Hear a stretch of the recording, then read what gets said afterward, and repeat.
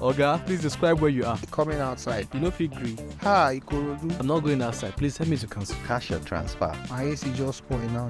This your place, pal. Now 50 years. Make I pass another road. Oh. Madam, I beg you, calm down. Should I start the trip?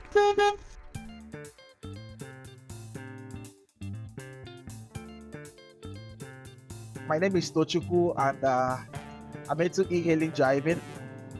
So I've been doing this work for quite some time now. Let's say almost getting to 3 years now. My first car is our choir director. During the pandemic lockdown, I was at home coming back from uni or show, me now needing some cash on me. I have to do something because I can't keep asking people for help and all that. So I spoke to our choir director who suggested of this Uber since I can drive. So I have to buy into the idea, and then I open my account and all that, and then look out to drive. So he has this car, Corolla, that he has been using for close to some years. So he decided to give me because there was one that is coming, another one that he wants to get for his own personal use. One of higher model. It was the first car. That was the first person that was able to allow me to use his car, and I'm so grateful to that man because he saved me a lot of things. Well, I would say that it hasn't been easy because I can recall my first experience when I was still getting used to the Google app for direction.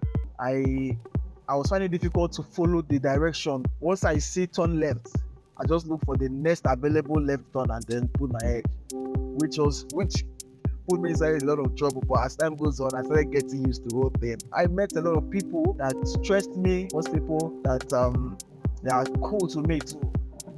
So it's been a wonderful experience, Okay, I've had a couple of cool rides with people, but there's one I want to narrate. I think the lady came back from UK to Nigeria and they went to Idumota. So somebody ordered for me to come and pick her at Adeniji somewhere. You know how busy that place can be. Normally I would have cancelled the trip because I don't like all those kind of stressful things, but I decided to go. Adeniji is a very busy place, and most places there are so congested that you have to be careful the street you enter. If not, any car coming on the opposite direction might cause you people to wait for some time, or maybe you go back because there is no space. So I was being careful of the place I enter. When I contacted the lady, she gave me a particular location which I was trying to locate, and then I was not able to because the traffic in the front seems not to be moving. So I called her, what do we do? She started giving an attitude, and I don't know what it means that kept on, being cool. Because what is there to just hit on the cancel button and then just go my way? So I just hold on and then keep following all the instructions she was giving me. I finally got to where they are. She's not the one that is going. The lady she booked for is the one going. The one that came for beauty. So it's a Nigerian though, not a white. So they're going to somewhere at Oniru where they booked an apartment. She came with her family, husband and 2 children. I dropped her. She begged me that she found it so difficult getting over that if I can just stay back for the whole day so that I can just help them to do some logistics. Actually, when I ended the trip, she paid like ×3 of what the trip should have been. The trip was supposed to be something of 5,000, but she counted 16,000 and gave me, which made me so happy. So I had to agree to stay back, and we didn't do much. But at the end of the day, she paid something that is so cool, and I was happy. As from that day on, I was the one that was in charge of driving them around Lagos till they went to East, and then they went back to UK. And every now and then they will book the whole day, which they will pay something good, more than what I should have gotten if I decided to do my normal day-to-day kind of work. And I was happy. I was patient with the lady that ordered the ride that particular day. One cannot be over careful and over cautious when it comes to using Lagos Road. I've tried my best to contact my passenger first and then pay attention to the background of my passenger to hear how the location is. So thereby taking conscious of once I'm approaching the person's pickup point, how to look around the area. If it's like somewhere like under bridge, I won't pick anybody from the under bridge for any reason. I will have to enter somewhere, then ask the person to meet me there. Then I will look out for my mirror and then run the card so that I will know how many people I'll be expecting. If I'm cool with that, fine. But if my mind is telling me otherwise, I have to just let the rider go. Then as the person will be approaching, I'll wind down a bit to confirm the name. Then look around to see if anybody is waiting to enter once I press the unlock button. Once the rider enters, I hit my central lock. I move out of the location immediately. And I won't be stopping anywhere around, no matter what the person says, except if it's daytime. The place I'm going to stop is an open place that people are. I've tried my best, but a lot of times I've faced robbery attack on our ways. Like I told you, you can't be more over conscious on the road. I've been robbed at around the Chora towards that posting going to shoot the way inside.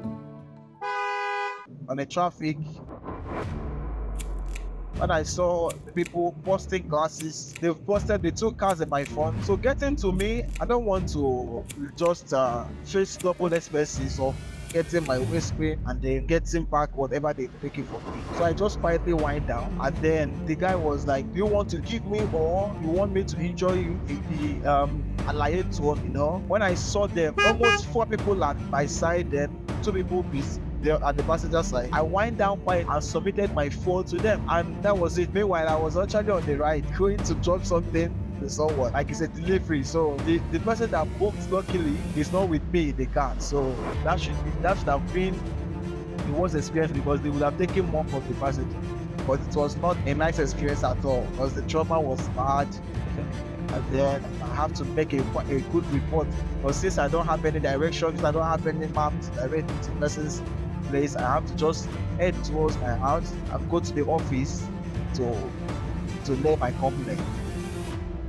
So the craziest ride ever in this job is the one that happened not quite long, like a few months ago. Somebody, I think I dropped somebody around the Ikotun, so I got a request.